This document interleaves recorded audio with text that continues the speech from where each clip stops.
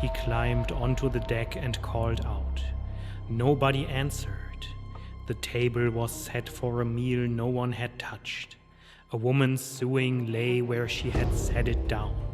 A child's things waited in the cabin. Everything was in its place, except the 10 people who were supposed to be aboard. He was standing on a ship that had crossed the ocean entirely by itself, with no one alive to steer it, and every word of it is in the record.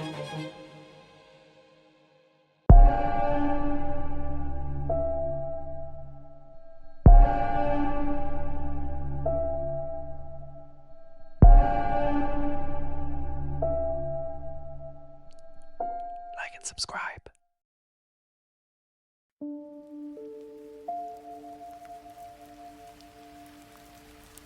She did not begin as the Mary Celeste. She began as the Amazon, built in Nova Scotia in 1861 and unlucky from her very first day at sea. Her first captain died within days of taking command. She collided with another ship in the English Channel. She ran around and was nearly lost. Sailors began to whisper that the wood itself was cursed. New owners bought her, rebuilt her, and gave her a new name to bury the old luck. It did not work. In November of 1872, she was loaded in New York with 1,701 barrels of industrial alcohol, bound for Genoa. Her captain was Benjamin Briggs, a careful, deeply religious man, a man who did not drink, a man known across the harbor as someone who would never abandon a vessel except to save a life. He did not sail alone. He brought his wife, Sarah, and he brought their daughter, Sophia. She was 2 years old. On November 7th, the Mary Celeste left New York and turned east into the open ocean. 18 days later, the last words were written in her log. After that, silence.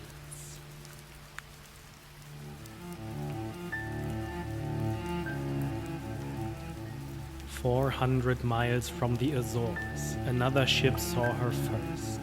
The Dei Gracia had left New York 8 days behind the Mary Celeste. Her captain, David Morehouse, knew Briggs personally. So when he spotted a familiar ship drifting strangely, sails set but lurching, no one at the wheel, he watched her for 2 full hours before he understood. No one was steering. He sent men across in a small boat. What they found was not a wreck. That is the part that has never let go of people. There was no fire, no storm damage that mattered, no blood, no struggle, no sign that anything violent had happened at all. The crew's belongings were still in their quarters. Pipes, boots, oilskins, the small private things a sailor never leaves behind. Sarah's sewing sat where she had set it down. A child's things rested in the captain's cabin.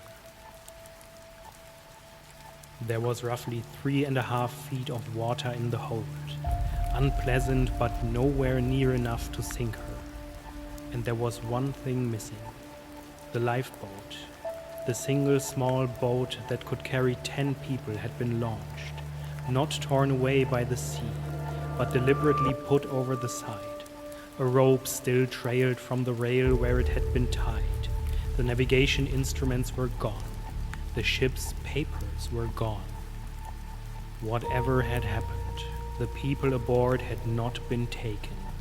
They had left.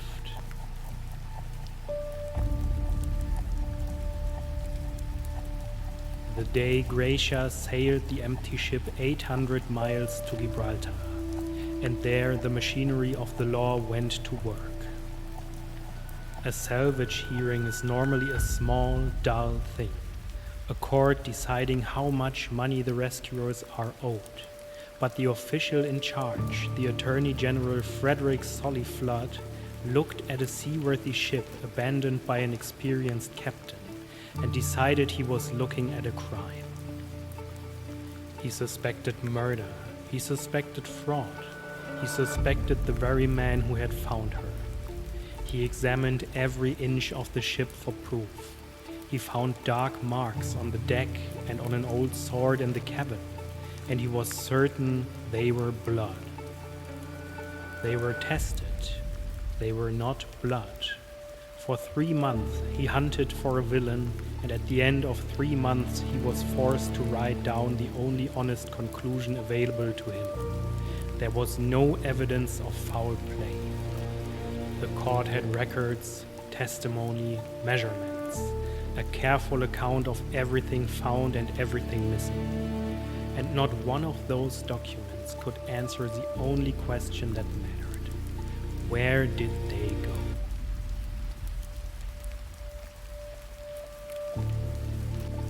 Here is the version that is most likely true, and it is worse than any monster.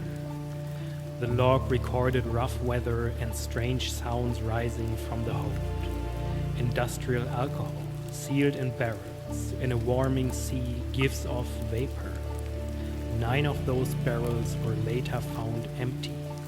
It is possible the crew smelled the fumes, heard the wood groan, and became convinced the cargo was about to explode beneath their feet. Or the captain misread the water in the hold, with a broken pump and a sounding rod, and believed his ship was already sinking. Either way, the decision would have been the same, the only reasonable one. Get everyone off now. 10 people climbed down into a single small boat and pushed away from the ship they were sure was about to kill them. But Briggs did not cut her loose. He tied the lifeboat to the Mary Celeste with a long rope, so that when the danger passed, they could haul themselves back aboard and sail on. And so they waited, bobbing behind her, watching. The danger passed, but the wind filled the sails of the great ship and she began to move, and a small boat full of people cannot hold a brigantine. The rope drew taut, the rope snapped. And the Mary Celeste sailed away from everyone she carried. There was no killer, no pirates, no creature from the deep. There was a frayed rope, an indifferent ocean, and a family watching their only refuge shrink to nothing on the horizon.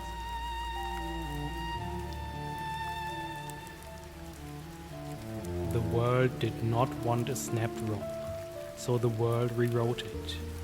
A young Arthur Conan Doyle published a story that turned the tragedy into a tale of slaughter and gave it the wrong spelling.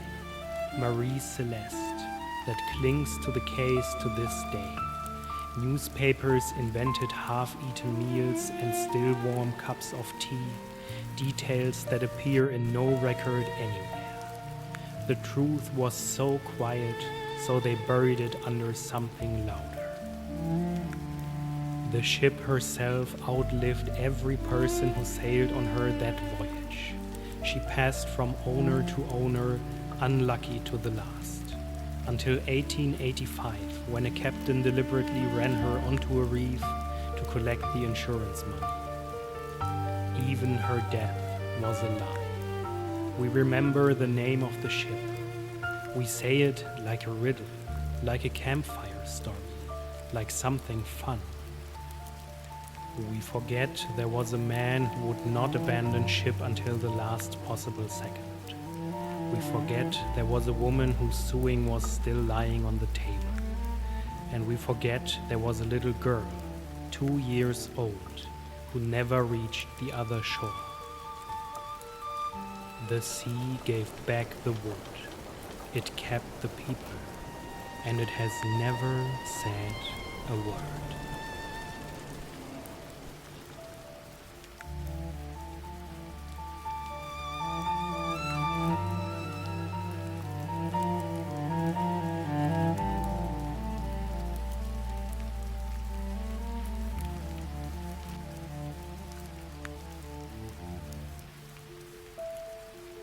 like and subscribe.